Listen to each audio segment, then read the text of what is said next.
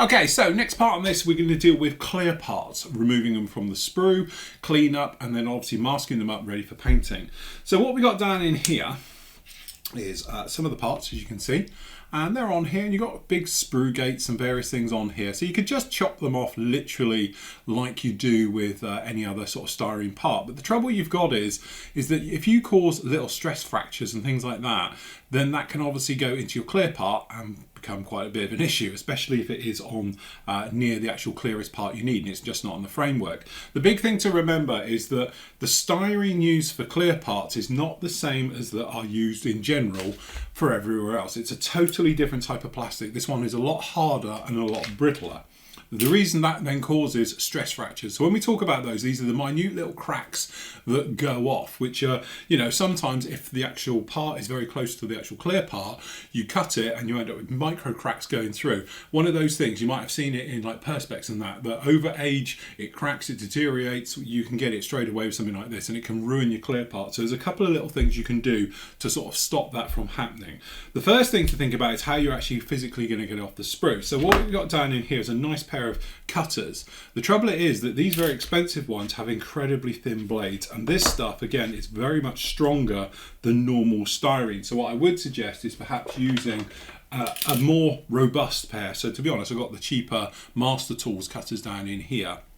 And this is absolutely great for cutting parts off. The thing is, if you use these, you can end up taking chunks out of your blade, snapping them. And I've even known in one case from one of the team who's sheared one of these in two by trying to do a clear part. So when you're coming along, you've got your clear part on here.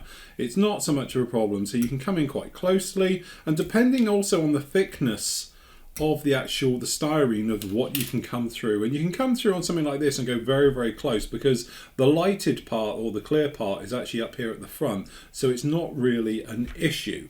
The trouble that you've got though is that you can have parts like this. So this is the main part of the canopy of the Spitfire we're working on. It's got multiple problems with this one. The first one we've got is obviously these down in here, which are looking like they're breaking off anyway. These are just sort of flapping in the wind. And for those ones, you could just come in because there's a nice bit of framing work between you and it, and just snip these off out the way. But the trouble is they've caused, because they'd already broken, you've got a slight little bit of damage down in these corners, which we need to do it. The other one over here is properly on here thick, and it is in there very, very close. So what I would recommend is your first cut, allow about 1 millimetre from your clear part, and then just literally come down and cut it off. That way you've got no stress work has gone into the actual bit of plastic. Now I'll be honest with you, this canopy is not very nice at all. I'm not saying it's typical of Revell, but let's face it, it's a complex shape, it's like a bubble. And they've actually managed to mould this in one without a huge centre seam down the middle, which is quite clever, but there is a few tooling marks. So you can probably see on the edge here, we've got this sort of scratching and scraping. That's where obviously the tool has torn its way out of it. Also, we've got a little bit of flash on here. And again, this isn't one of these ones. This is quite thick. This is not something you want to literally just bend and snap off, just in case you fracture the main part. So if you're into a situation you've got these on, you've got a couple of options. You can either literally take your shears or your snips and you can come along and you can start to cut it very, very lightly and work your way around it. And again, you can do it so you're not too close, and you can come along like this and you can snip it off, and we've got a little bit of a flange edge there, so you can just take a sander and then very lightly just smooth all that off and take care of it like that. We've still got to do a little bit more, but again, you can probably see there's a little bit of stressing and cracking just in that edge where we cut through it. So if you were doing this onto something where you haven't got a big piece of material down the side here before the clear part, you probably wouldn't want to do that. What I would recommend is grabbing a razor saw. So you've got two options. You've got a razor saw like this, but you want the nice fine blade. You don't want to be doing it on the strong blade, and you can just come along here and we can just lightly go down into this And there we go, that takes that off very cleanly. You can probably see how nice and clean that is. Another great one that I've got somewhere around in here is these ones. These are basically photo etch razor saws. They've got a slight curve on them, and you can do with them with those, and those work really well. But you can probably see that's a beautiful clean. It doesn't even need any sanding, where on this side, because we sort of hack through it, that's still going to need a little bit of sanding work. So what you can do is take a sander, and we can just get in there, give that a bit of a go, and again we're just looking to see it to be all totally cleaned up. What we're going to do, we're going to flip over to more of a finer sander.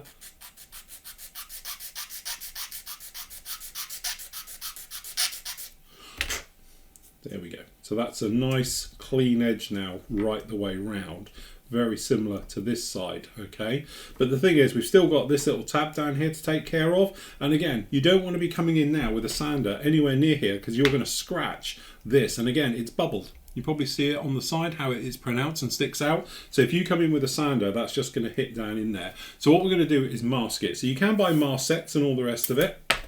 You've got two ways of doing masking. This is probably the most straightforward and easiest way. You can just come along with something like this, so some tape, and you can just pop it down on the sides.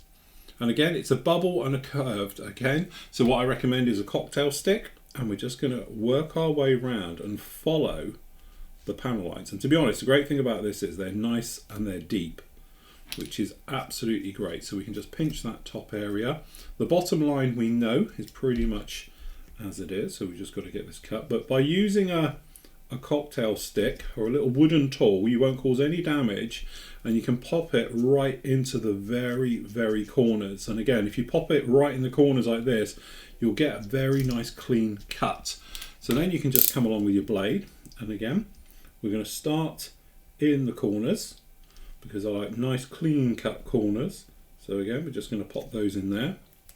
And you can see where you need to go, but if you're a little bit concerned about that, you can just take a pencil and you can just pop along a pencil just down in there as well. That will emboss it and it will show you where it's going. Or you could use a pen or whichever you wanted to do. If we use a pen, you might be able to see it a bit better.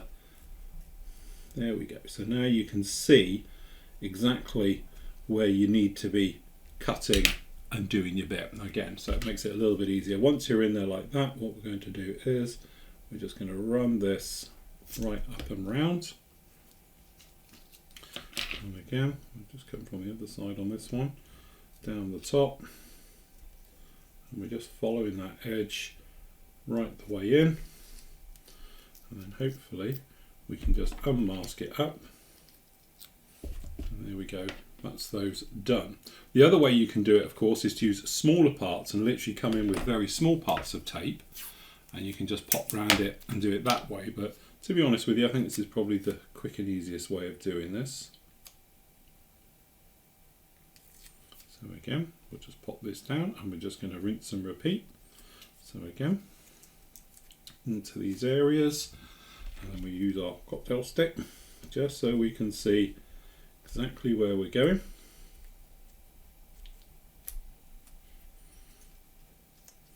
And again, if you can do it so it's sort of all the crinkles and wrinkles are in the middle, it makes it a bit easier. And again, just to show, we'll just pop a pen in here so we know where we're going. And again, at all times I've actually got my finger on the inside of this supporting the actual body of it, so we're not pushing it, pinching it. Again, you can put tape in here, you can put some tack, white tack or blue tack inside of this just to help support it. So again, we'll do the corners first. So we're just going to come in here, we'll do that corner, and we're going to come in here and do this corner. It's all nice, and then again we can go up.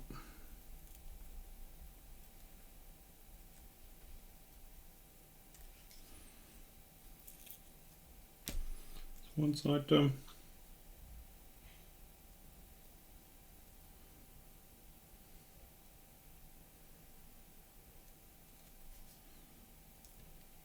That's two sides done. And there we go. This is all masked up now, ready to go onto your model. But we still got to take care of this little guy just down in here. And you can probably see where we had the other one break off just down in there. So that's straightforward with the masking. And then again, we just move these out of the way. So now what we can do, we can come in. So if you've got something like a skinny stick, this is great for this. And again, we don't want to come in with anything too hot and fine. So we're just going to come in with a coarse on the more finer side. And we're just going to lightly start to rub. At all times, my finger is supporting the weight so it can't break it. So again, we're just going to come in. And we're just going to take out the height to start with. And then when we get closer to the actual part itself, then we'll start to come in a little bit finer again. So now what we're going to do is going to go along the side. We're not going to try and come across it, we're going to go along it. So again, so we're not trying to go into the tape. So again, using my finger as a sort of buffer for it as well, we can sort of work our way along.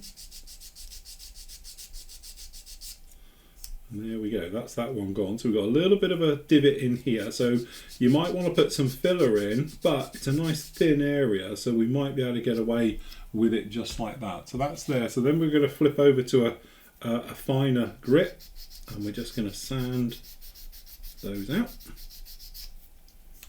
And then obviously if you wanted to, you could come in with polishers and various things just to tidy this all up.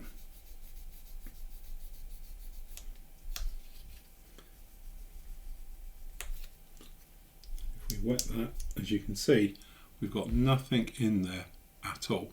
And again, you might need a little bit of filler just in this one here just to take care of it. And then what we're going to do is we're going to rinse and repeat on both of these sides again. So we'll take, probably can come in straight away with a finer sander here, because we haven't got to take any height of the plastic out. And we just sand down lightly into these just to get rid of those nasty sprue tab marks.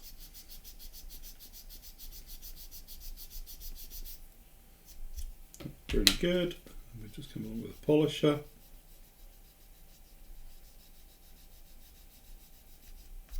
Just like that. And on the other side. And there we have them done. Very, very nice. No problem at all. And again, you can rinse and repeat. Exactly the same for the front. To be honest, really nice deep angles on this. So it's straightforward, popping the tape in, draw around it, and then you can just cut around it afterwards. And we're good to go. We've got to do these small ones at the top, and that's in there just like that. And that is literally it. There's a lot of speaking about obviously dipping your canopy.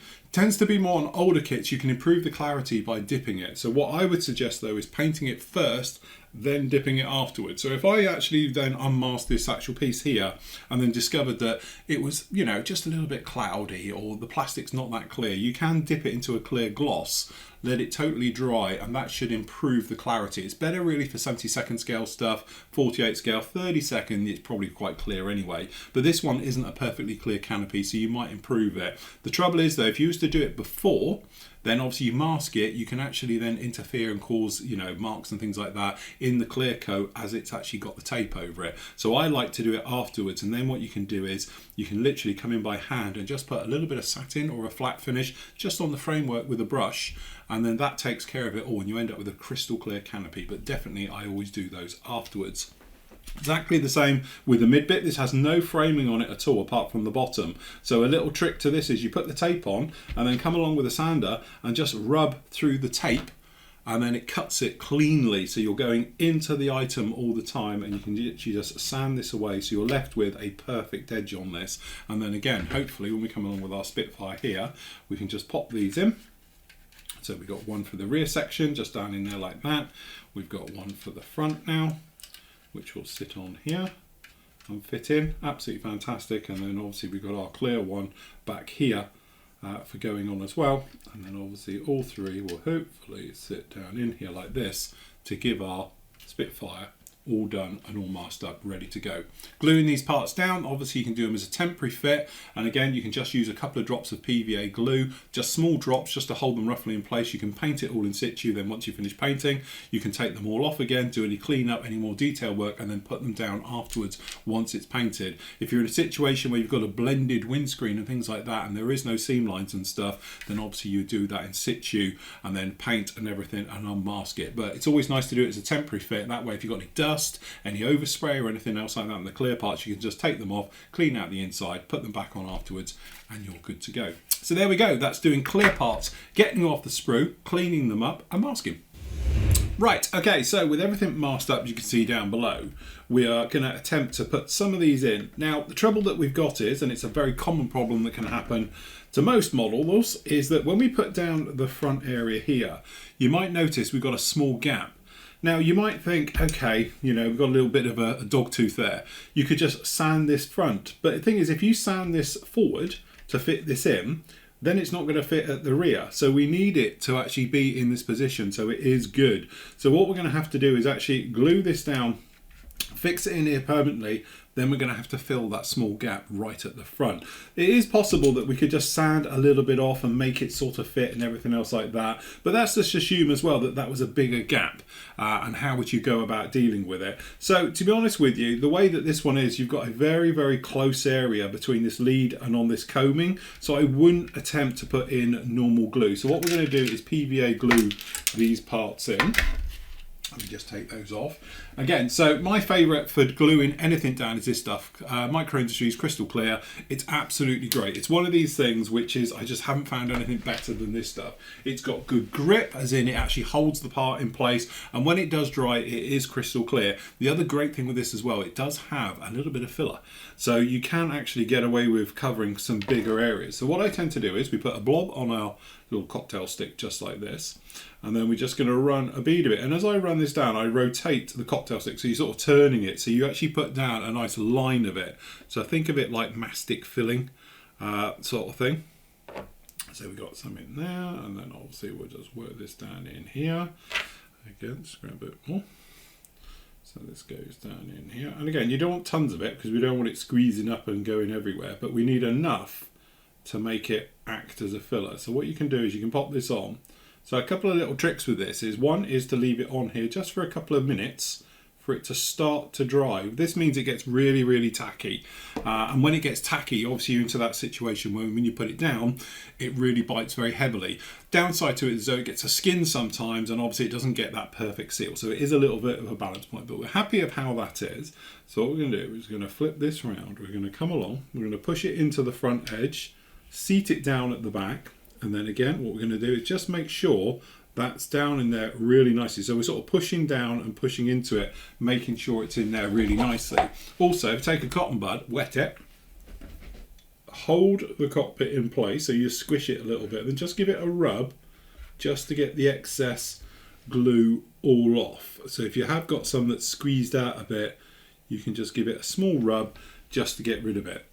The great thing with this is you can see actually where it is. So what we want to do is wait until that goes crystal clear. So when it's clear and you can't see anymore and you can see the black down to it, then we can actually have a look at filling this tiny little gap. There's a couple of little ways of doing that one, and we'll show you that when we get a bit closer to it, but that's the point. Another one is this one to the rear. So again, can be a little bit troublesome here because obviously it just fits in here just like this. So again, what I would recommend is take a little bit of this stuff, and as you can see there's hardly any gap on these. It's very, very thin. So what I tend to do is we're just going to come along, put on just a scraping on each side, literally just like that. Then we're going to come along and sit this in, and we're not going to glue the back. So when we say we're not going to glue the back, we're not going to actually physically glue the back edge. So hopefully it will be enough to put in. So again, we're just going to push this down. We'll make sure we're even. We'll make sure we're in the middle. So you're just smoothing it. Then cotton bud, wet cotton bud, clean away the excess glue. And then again, final check, just make sure we're in and we're fine. And again, this is one of these areas of leaving it until you're absolutely happy that it's all in the right position and everything. So you want to leave this to go totally clear. If you don't, what can happen is if you come along with any other types of glue in that, it can seep through, it'll break through the PVA glue, because don't forget it's just water-based, and then it can fog inside. So if you're using things like, as I say, contact-your glues, extra thins, they're fine until they get on the clear part, and then as they dry, they'll dry foggy, and then you can't physically clean them up. So we need that to go in there. Once that's dried in place and it's all looking nice, what we're going to do is do a filler job in there. And I'll show you a quick little tip and trick of how to do that one with getting no sink marks, and you can do it in one as well. So we let that dry, we'll come back and we'll get that filled. Okay then, so we got this little step just down in here, as you can see. And to be honest, it's very, very small. But the thing is, it's actually quite an important place, and we don't want to get any sink marks or anything else in there. So what we're going to do is a quick super glue filler job. But we're not just going to use neat super glue, because that's quite strong, it's quite harsh. And also the thing is, if you're using that, what can happen is it can go underneath, track along and fog and things like that. So what we're going to do down in here, we've just got some talcum powder. We've got a little lid. And obviously we've got some CA glue, all right? So all we're going to do is we're going to take a tiny little bit of it. And to be honest, we are just talking tiny amounts required here. So I'm just going to use a cocktail stick to sort of decant a couple of drops, because you're really not going to need much in this at all. All right, so that's just down in there. Let me just pop the lid on before we have a horrendous accident. Okay, so that's there. So what we're going to do is just going to grab a little bit of talc. So this is literally just talcum powder, bathroom talcum powder, and we're just going to make this into a bit of a cement, for want of a better word. Now the idea is that this will dissolve into this. It will keep it quite pliable as well.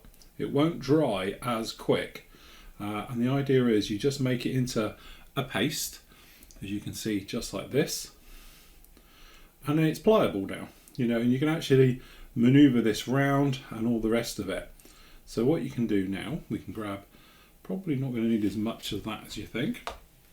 We've got it onto this area here, and then what we can do is put some magnifiers on, so because it's quite detailed work, we can actually come along now and just put a drop of this just down in there along the entire seam. All right, and then we can just leave that to do its bit. But what we're going to do is we're just going to agitate it a little bit over that seam, just to make sure it knocks all the air out. And as you can see, it will sort of self-level. It's pretty good stuff at this. Now the great thing obviously about using a CA glue like this is that it technically is going to have zero shrinkage down in here. So again, we've got a little tiny little mark just down in there. So again, we're just going to come along, we're just going to smear just a little bit of this in, just around those areas.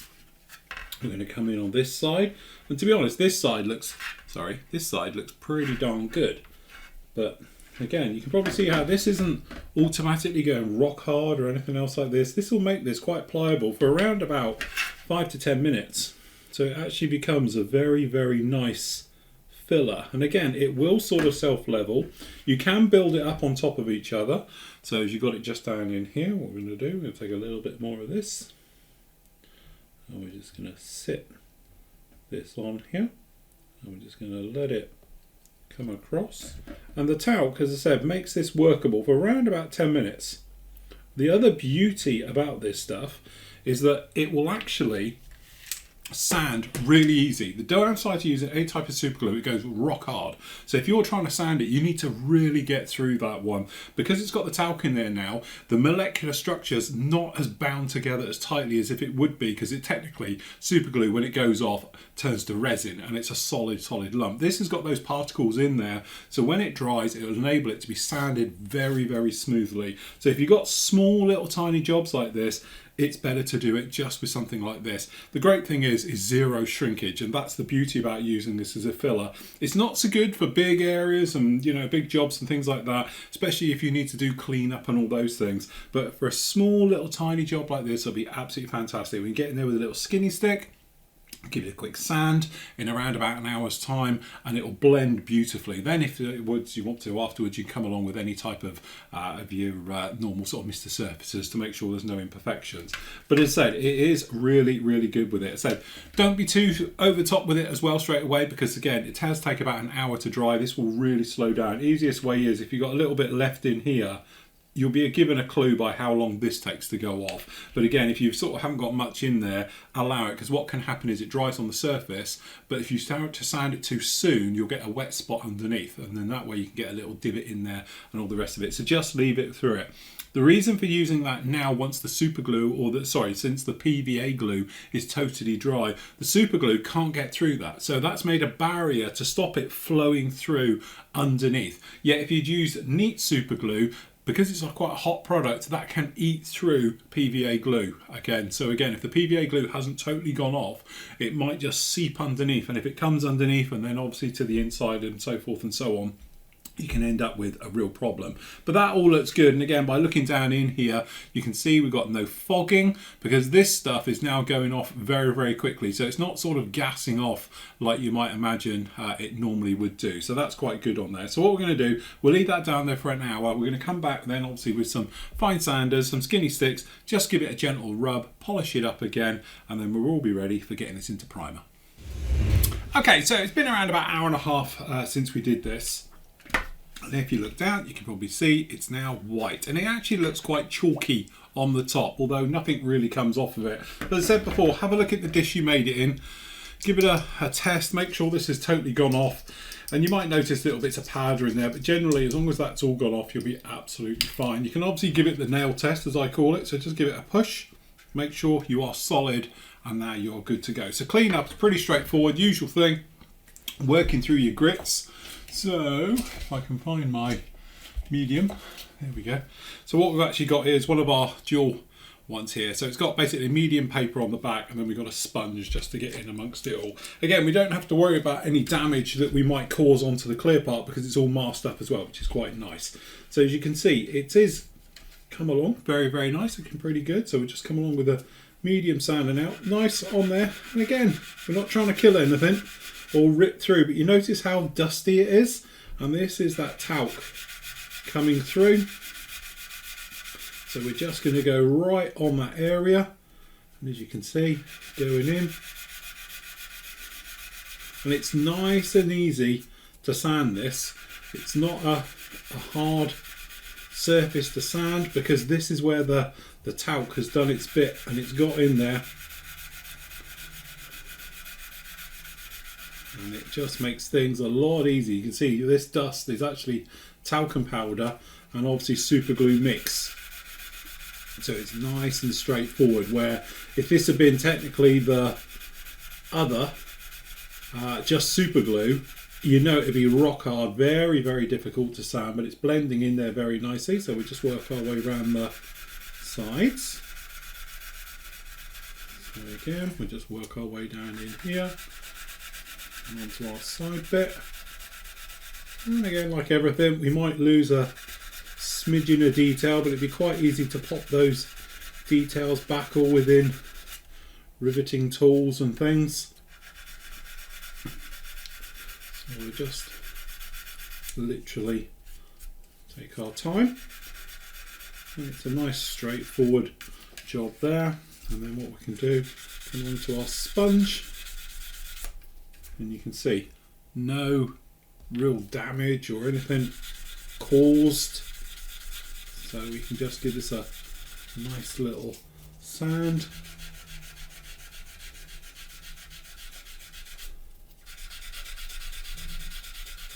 All the way down. There we go. How nice is that looking? No problems with that at all. So we just got to come around on this side, these little areas. So again, just keeping the width of it. So we'll start, just work our way around this frame side.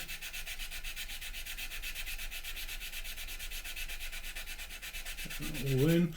And again, we're not ripping our way through it or anything else like that. We're just literally removing material that's too much. Okay, now we can pop into the sander.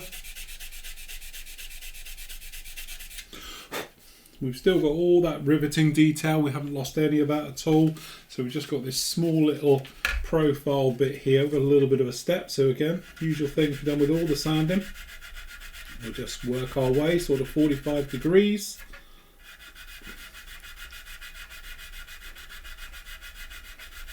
And we'll just sand that little profile out,